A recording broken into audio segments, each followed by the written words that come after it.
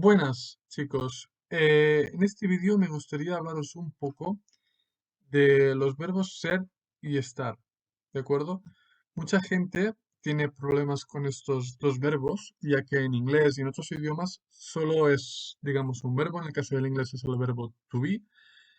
Entonces, en español tenemos dos verbos para diferenciar este verbo, y es el verbo ser y el verbo estar, que son probablemente los dos verbos más importantes del idioma español. ¿De acuerdo? Son muy utilizados y es importante, digamos, saber las diferencias o en qué situaciones debemos utilizar un verbo u otro verbo. ¿De acuerdo? Empecemos. Primero que todo, vamos a hablar un poco de la conjugación de los verbos ser y estar, ya que en el caso del verbo ser, el verbo es irregular, por lo tanto es un verbo que puede ser un poco difícil al principio. Aquí tenéis las conjugaciones. En el caso del verbo ser, la conjugación en presente es yo soy, tú eres, él, ella o usted es, nosotros somos, vosotros sois, ellos, ellas y ustedes son. Y en el caso del verbo estar, la conjugación es yo estoy, tú estás, él, ella, usted está, nosotros estamos, vosotros estáis, ellos, ellas, ustedes están. ¿De acuerdo? Entonces, ¿cuál es la diferencia entre el verbo ser y estar? Hay algunas excepciones y particularidades, pero en términos generales solemos utilizar el verbo ser cuando algo es permanente. Es decir, una característica o algo, digamos, que es para siempre o que no va a cambiar en el tiempo. En cambio, solemos utilizar el verbo estar cuando algo es temporal, es decir, tiene una fecha de caducidad. Es algo que normalmente solo suele durar un tiempo, no es para siempre. ¿De acuerdo? Ahora lo vamos a ver con algún ejemplo. Vamos a empezar con el verbo ser. El verbo ser se utiliza en todas estas funciones. Vamos a empezar. Se utiliza para identificar o definir a una persona. Es decir, cuando queremos hacer una descripción de una persona, por ejemplo, del nombre que tiene, utilizaremos el verbo ser. Por ejemplo, él es Jordi. Él es mi padre. Ella es mi madre. Siempre utilizamos el verbo ser, perdón. La conjugación es. Luego, tenemos características que no cambian. Por ejemplo, él es un hombre. ¿De acuerdo? Eso sería una característica que no va a cambiar en términos generales. ¿De acuerdo? Por ejemplo, él es rubio. Él siempre va a ser rubio. Otra cosa es que esa persona se ponga un tinte de color negro y entonces se puede hacer morena. Pero en general, esa persona es rubia. Nació rubia, ¿de acuerdo?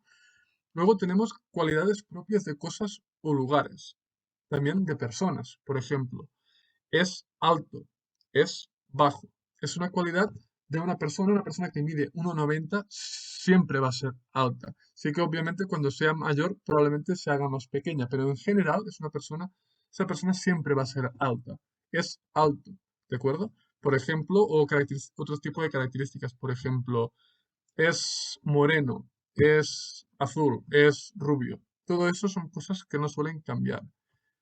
Luego, la nacionalidad y el lugar de origen. Siempre cuando queremos presentarnos a alguien, es muy importante decir de dónde somos o de qué país somos. Y siempre vamos a utilizar el verbo ser. Por ejemplo, soy español, soy de España. ¿De acuerdo? Siempre vamos a utilizar el verbo ser. Soy español o soy de España, por ejemplo.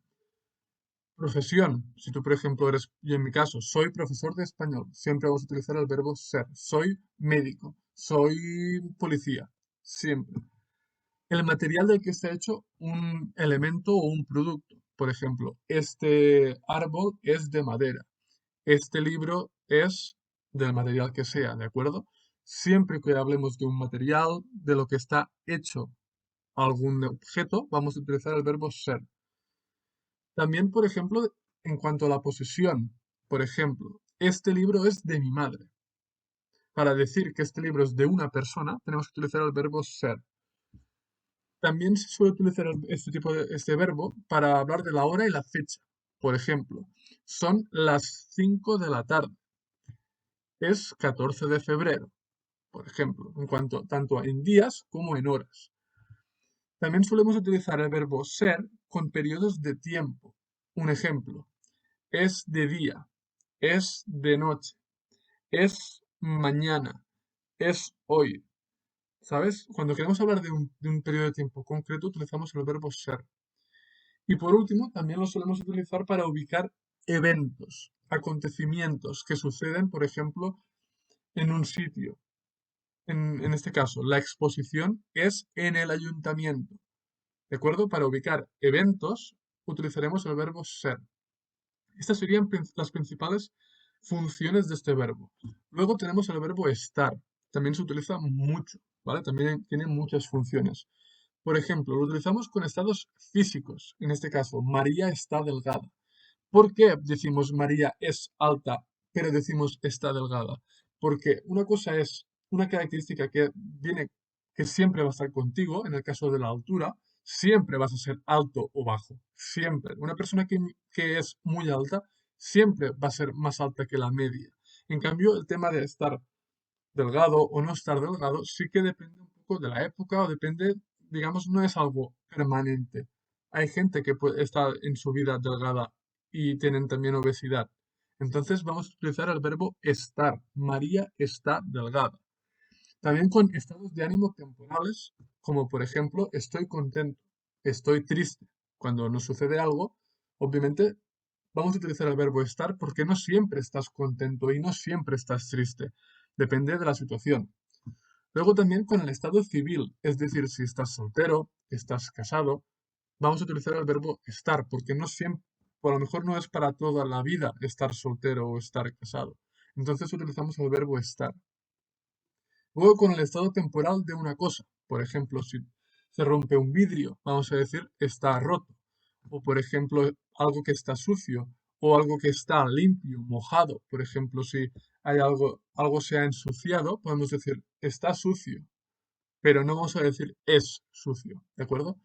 También para el tema de la postura corporal, si estamos de pie, estamos sentados, estamos acostados, siempre vamos a utilizar el verbo estar. También cuando hablamos de fechas, pero utilizando el verbo estar más una preposición.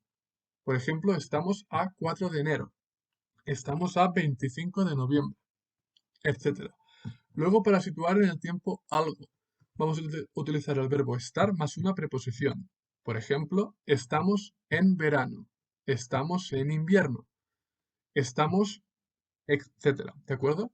Y por último, para ubicar en el espacio algo. Por ejemplo, el mosquito está dentro de casa. También es importante que para saber si va el verbo ser o el verbo estar, hagamos la sustitución con el verbo encontrarse. Si tú puedes decir en la frase encontrarse, normalmente se suele utilizar el verbo estar. Un ejemplo, tú puedes decir el mosquito está dentro de casa o puedes decir el mosquito se encuentra dentro de casa. Los dos son correctos y los dos tienen sentido.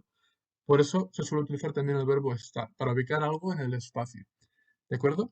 Esas serían las principales funciones del verbo ser y el verbo estar. Sé que es algo complicado, sé que es algo difícil, pero con práctica se puede aprender dónde utilizar un verbo y dónde utilizar otro. Obviamente la gente española lo hace de forma natural, pero la gente extranjera también puede aprender cómo utilizarlo correctamente, ¿de acuerdo? Si os ha gustado este vídeo, simplemente darle un buen like y nos vemos en futuros vídeos. Un saludo.